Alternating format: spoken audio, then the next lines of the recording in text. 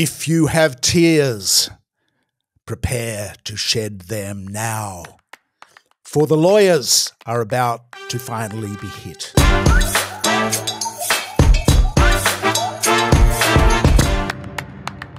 By the AI revolution. We were crestfallen personally, utterly disconsolate to hear that lawyers may be subject to the revolution in artificial intelligence, that jobs might be at stake. The ambulance chaser's worst nightmare. Are they really an endangered species, these ambulance chasers? Well, having seen this presentation by a Dr. David Milhouse about the Actium AI robot, I was blown away because these guys have scraped all the legal texts, all the cases, the judgments going back as far as King John and his Magna Carta in the 1200s, because, of course, Australia's legal system depends on precedent from the British legal system. So all of Osterley, all of the judgments and decisions of the British legal system stretching back 800 years. Now, what does that mean? It means that with a few taps of a keystroke, lawyers or anybody else can ask for immediate advice on any aspect of the law, on any case history. No more pouring through thick legal tomes by solicitors and barristers charging hundreds of dollars an hour. Now, theoretically, this means you could just dump half the legal workforce overnight, almost, if you were a corporation and sought to do that. It is a headache for regulators who are just starting to come to grips with this now. Beholden as they are to their members, these regulators, the various legal peak bodies, they will thwart reform. This will be slow to come in, but as in other sectors, it is surely inevitable. Now, it won't happen for a while because of regulatory pushback, because lawyers, of course, and I have to disclaim here, some of my best friends are lawyers, probably most of them, but nobody is more famous, apart from my friends, at creating work for themselves as are lawyers.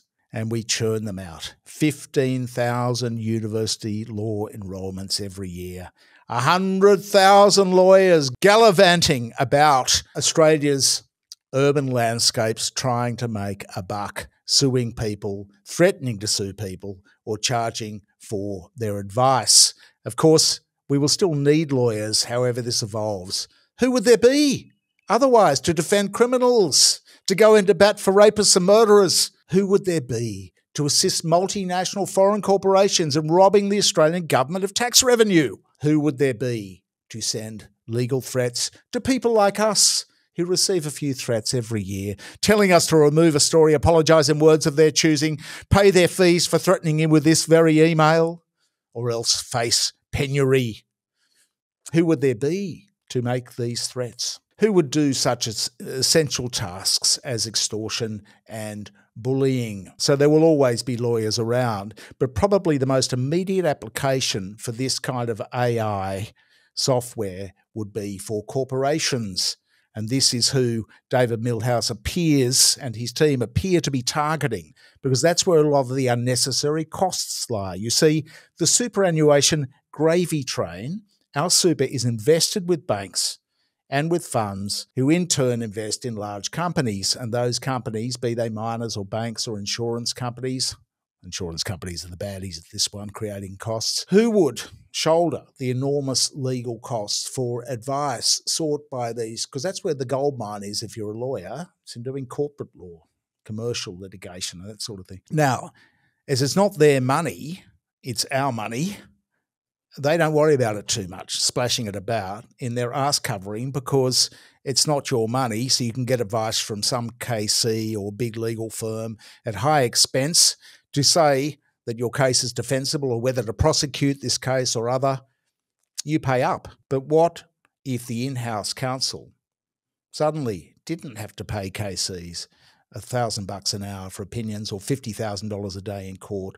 What if you could just get a comprehensive legal opinion from a robot at the tap of a keystroke?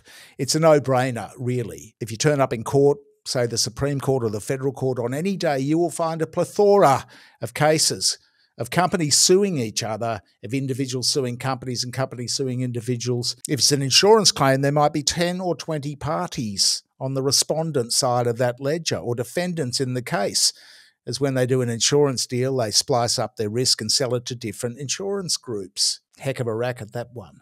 The cost is immense to the legal system, to the public, because the public funds the courts. You'll still need lawyers to talk with clients, and there will still be ambulance chasers running about drumming up fake cases or half-fake cases, threatening people to get their fees, as we've been subject to ourselves on many, many occasions. And as with a lot of the AI hype, you can't excise the human element and what hype it is. If you look at the market cap on NASDAQ of Google, it's 2.2 trillion. If you look at the market cap of Nvidia, an AI stock, that's 3.2 trillion, the biggest in the world. Nvidia has catapulted Google in market value, even with a tiny fraction of the actual revenue which Google notches up every quarter. This is the market anticipating, investors forecasting the dazzling profits to come from AI. A lot of it will be hype, and who knows how it's going to turn out. Remember the dot-com boom, but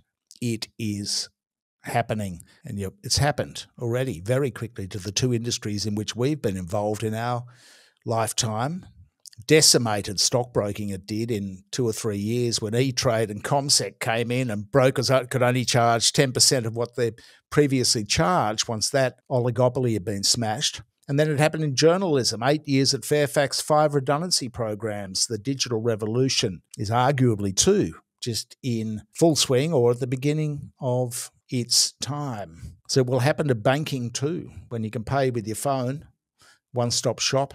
It will happen to law. It's just a matter of how long it takes, because ultimately paying computers is cheaper than paying people. The big challenge, of course, is AI interpretation, and that's what Milhouse reckons is the edge that his data operation has. It's linguistic interpretation. It's not just the data scraping bit.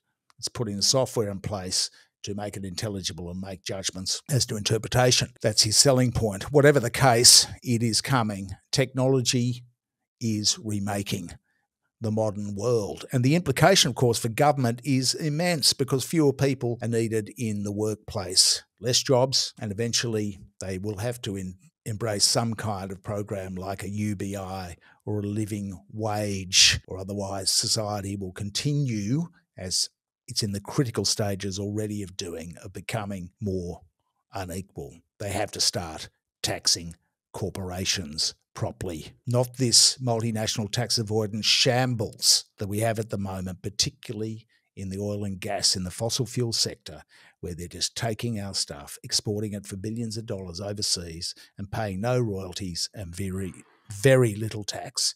That has to change. It's a community and awareness in the community which can drive that change. Thanks for your support here at the West Report. We really rely on community support to put this product out. Please like, share and comment in the section below.